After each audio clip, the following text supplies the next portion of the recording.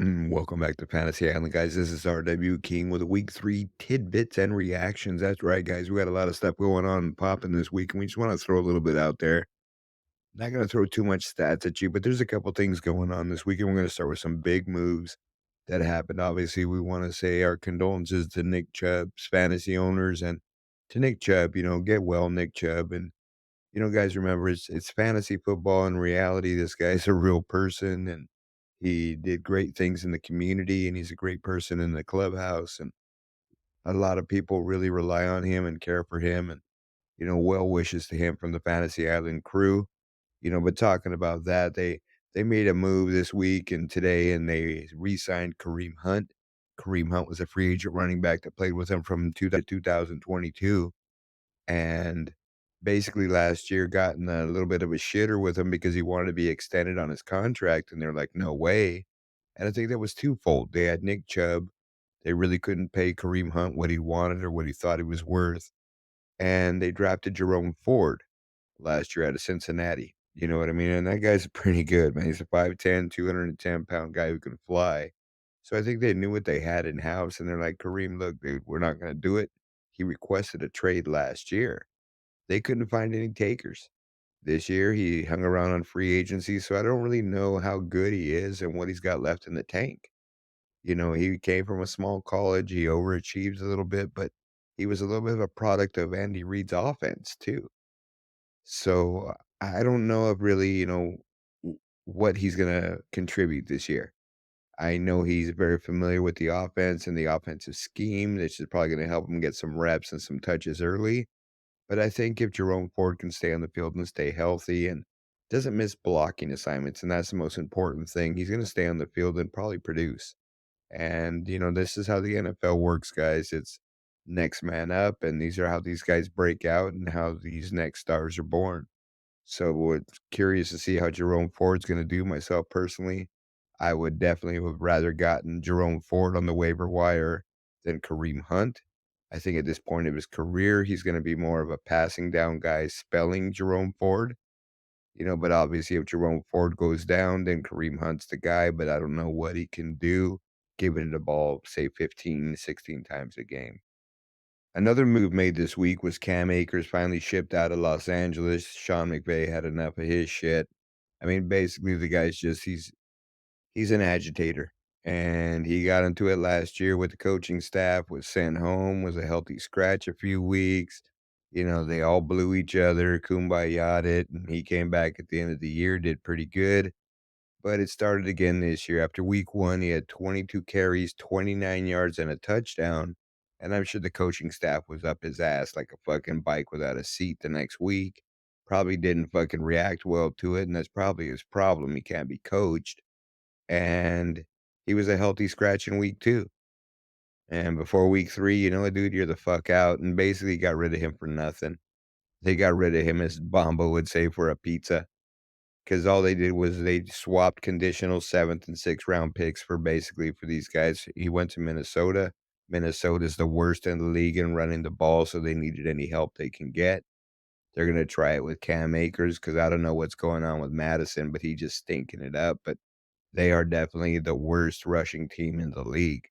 So Cam Akers, we'll see and we'll follow him. Cam Akers owners, I'd stash him on your bench a little bit. Not really sure what's gonna happen with Madison, but I think if they made a move like that, they're gonna give Cam Akers the opportunity, and I think within a couple weeks, he learns the playbook a little bit. He'll be getting 10 to 12 carries, see how he produces, and if he does well, maybe his trajectory will go up. Keep an eye on that one as well. Big trades going on. One of the other things we wanna talk about and one of the reactions in the league is all the injuries. And guys, we talked about this. 2 things have to happen during a fantasy season is you have to keep your head on a swivel and you gotta be on that waiver wire. You guys gotta watch that waiver wire and sort of look at it ahead of time.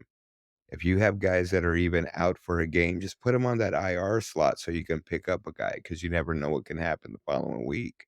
Here's an example, right? I mean, you pick up a guy or you draft a guy like Aaron Rodgers, Cooper Kupp, Jonathan Taylor, and in the first game, they're out. They're done for the season. And what's your backup plan? What are you looking at beyond that? And you always got to keep your head on a swivel. Okay, another crazy stat for you guys is It's like we talked about, it's not always the cream of the crop that rises all the time. Some of that stuff gets sour, bro. That cream gets sour. So think of this, at this point of the season, I know it's only 2 weeks in, but Baker Mayfield, Desmond Ridder, and Sam Howell are 6-0. But Justin Herbert, Joe Burrow, and Kirk Cousins are 0-6. So there's always gonna be guys, even if you have to stream a quarterback for 1 week, that can actually put up some decent numbers for you, and that's the point I'm making. Even a Baker Mayfield, even a Desmond Ridder, Daniel Jones, whoever played him last week tore it up. He was the number 1 guy in fantasy. So there's always these guys. It just depends on the matchup and who they're playing. So keep your head on a swivel, guys, and play the matchup. Hit that subscribe button, listen to Fantasy Island. We'll steer you guys the right way, and hopefully we'll get you guys a league championship, and that's what we're ultimately doing it for. But again, like we talked about, this injury thing's just hitting hard. Running backs are gonna go quick. They're already falling like flies. J.K. Dobbins done for the year. Chubb obviously done for the year. Horrific injury on Monday night. But even under that, there's some other guys that are Aaron Rodgers down before the season started on the IR. Cooper Kupp, Jonathan Taylor. These are all big name guys. So, already guys getting nicked up during the season. You got Austin Eckler, who his status going forward is uncertain. They don't even have any understanding of what he's going to do going after this week. And it's only on Thursday now. It's Thursday right now. So they have no question of what's going to happen going forward. So that position's brutal, guys. David Montgomery for Detroit, great start to the season. Couple games already hurt. Saquon, another big game last week, hurt. Okay, here's another one, guys, that's under the radar, and be careful, Joe Burrow owners. He's got that calf thing going. I'm really worried about that. I think they just need to fix that, whether it's sit him for 3, 4 weeks, whatever it is. Take your lumps, because those calf things lead to those Achilles pops. And I don't like an Achilles pop. Just saying. You tear your Achilles like that, and obviously look at Aaron Rodgers. He had a calf thing going, and those things, they're connected right there, man. It's the way the anatomy is. So, guys, keep your head on a swivel. Keep listening to the Double I Fantasy Show. Hit that subscribe button. And for the Fantasy Island crew, Bombo, Sweet Tea, and me, R.W. King, we are out.